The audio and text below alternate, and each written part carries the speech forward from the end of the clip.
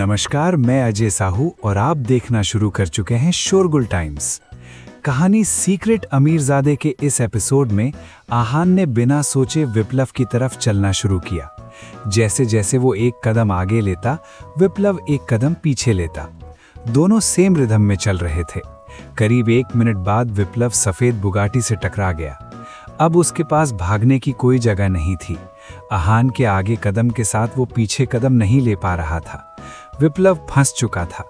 आज रात कुछ ऐसा हुआ था जो किसी ने कभी नहीं सोचा था। विप्लव जो शेर की तरह दहाड़ता था, आज भीगी बिल्ली की तरह डरा हुआ था। पहले वो सीना चौड़ा करके चल रहा था और अब वो मुंह छुपाने की जगह ढूंढ रहा था। उसने सारे रेसर्स को आराम से हरा दिया था, पर वो आहान से इतनी बुरी तरह हार गया था कि उसने इसके बारे में सपने में भी नहीं सोचा था। जैसे ही विप्लव अपनी सारी उम्मीद खोने वाला था, उसके फोन की घंटी बजी। कुछ देर उसे समझ ही नहीं आया कि किसका फोन था। अचानक से जब उसे एहसास हुआ कि उसका फोन बज रहा है, तब उसने अपना फोन निकाला। कॉलर आईडी देखकर वो हैरान हो गया। उसके दिल की धड़कन तेज हो गई, क्योंकि अब उसे उम्मीद नजर आ रही थी कि वो बच सकता है। आखिर किसका फोन था जिसे देखकर विप्लव को उम्मीद नजर आई? कहानी की शुरुआत कुछ इस तरह से होती है। चलिए अब जानते हैं इस एपिसोड में क्या कुछ नया होता है। सोमांश शर्त भूलने का नाटक करता है और जान की बाजी मानने से इनकार कर देता है। गुस्से में आहान सोमांश को थप्पड़ मारता है और उसका हाथ तोड़ देता है। सोमांश जमीन पर लेटकर रोने बिलखने लगता है। विप्लव बहुत घबराया हुआ होता है और उसे 2 बॉडीगार्ड्स प्रोटेक्शन देते हैं। आहान के अटैक से वो दोनों भी पीछे हट जाते हैं और विप्लव अकेला रह जाता है। विप्लव बहुत घबराया हुआ होता है और आहान के साथ नेगोशिएट करने की कोशिश करता है, पर आहान नहीं मानता और वो उसकी जान लेना चाहता है। जब विप्लव सारी उम्मीद खो देता है, तब उसके पास एक कॉल आता है। कॉलर आईडी देखकर विप्लव के दिल की धड़कनें बढ़ जाती हैं और उसे बचने की उम्मीद नजर आती है। उसे ऐसे देखकर आहान रुक जाता है। जैसे ही आहान रुकता है, विप्लव कॉल आंसर करता है। कॉल आंसर करते ही उसकी स्क्रीन पर एक इमेज आती है। ये वीडियो कॉल उसके पिता औरोबिंद बैनर्जी का होता है। मुझे अभी पता चला है कि तुम रेस और 10 करोड़ रुपए हार गए हो, औरोबिंद ने गुस्से में कहा। बैनर्जी परिवार भले ही बहुत अमीर था, पर फिर भी 10 करोड़ उनके लिए भी बहुत बड़ी रकम थी। उनका बेटा शर्त में हार गया था, इसलिए उन्हें बहुत गुस्सा आ रहा था। यस डैड, आपने सही सुना है। आहान विप्लव के करीब आ रहा था, इसलिए उसकी आवाज कांप रही थी। वो अपने डैड को यहाँ की सिचुएशन समझाने ही वाला था, उतने में ही उसके पिता ने कहा, ये क्या बकवास है? तुमने तो कहा था कि सामने वाले की कोई रेसिंग आइडेंटिटी नहीं है और तुम उसे आसानी से हरा दोगे। इतने कॉन्फिडेंस के बाद तुम हार कैसे गए? मेरे 10 करोड़ ऐसे ही उड़ाने के लिए नहीं है। विप्लव ने पैसे अपनी फैमिली से मांगे थे और तब उसने अपनी वो डैड 10 करोड़ के साथ शर्त मेरी और सोमांश की भी थी। विप्लव ने कहा, क्या यूजलेस इंसान, तुम्हारा दिमाग घुटनों में है क्या? ये बात सुनते ही औरोबिंद का गुस्सा 7वें आसमान पर पहुंच गया। वो विप्लव को गाली देने से भी नहीं हिचकिचाया। बेवकूफ, गधे, 10 करोड़ और जान की बाजी कौन लगता है?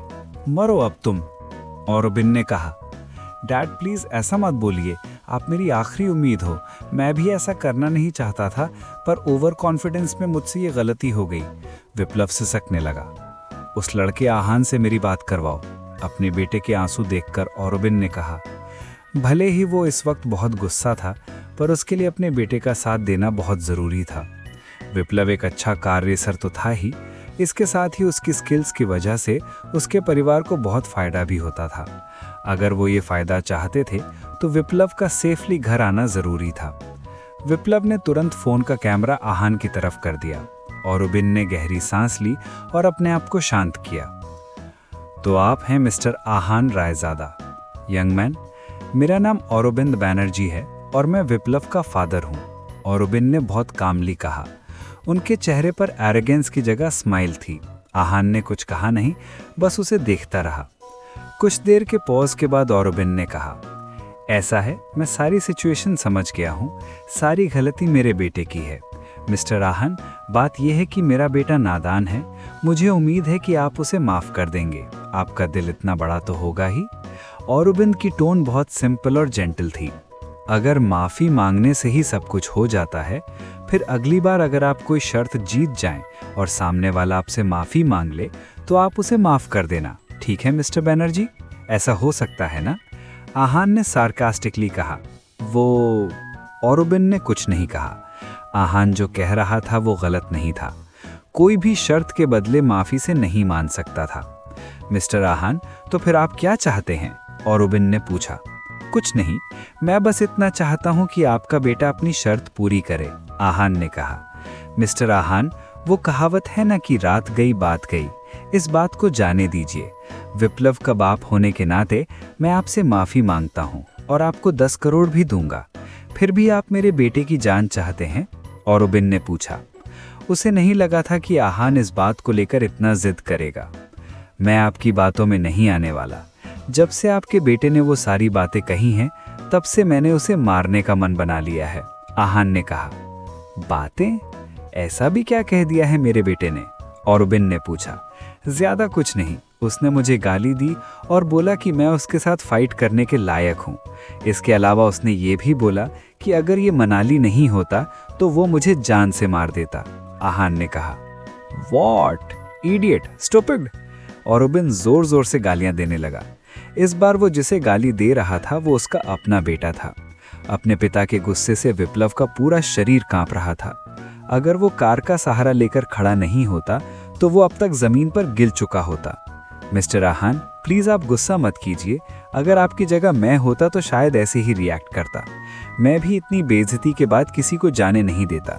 ये मेरा बेटा है, हम कोई बीच का सल्यूशन भी तो ढूंढ सकते हैं, औरोबिन ने कहा।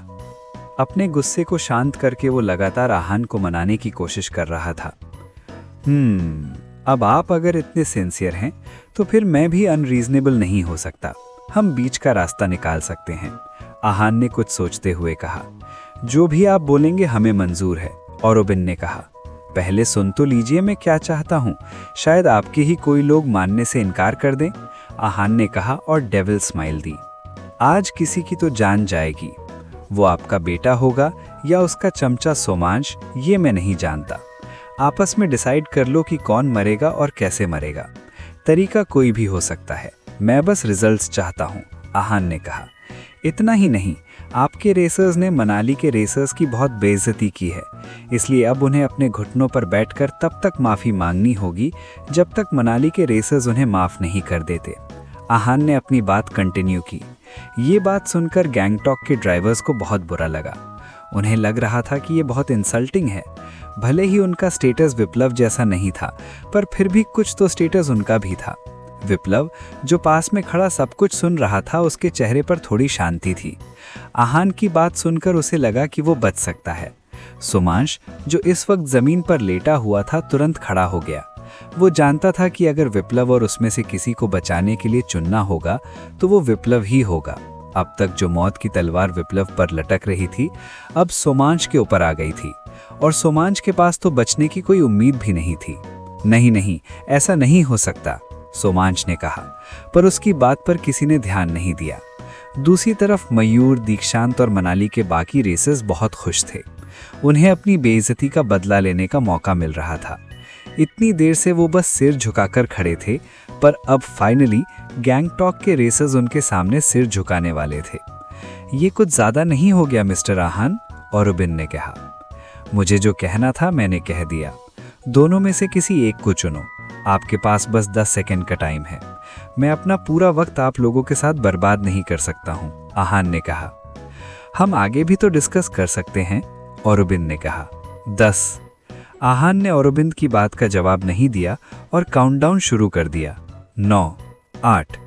मिस्टर आहान, अगर ऐसा ही रहा तो फिर आप हमारे दुश्मन बन जाएंगे, औरोबिंद ने कहा। वो अब अपना सब्र खो चुका था और अब उसे गुस्सा आ रहा था।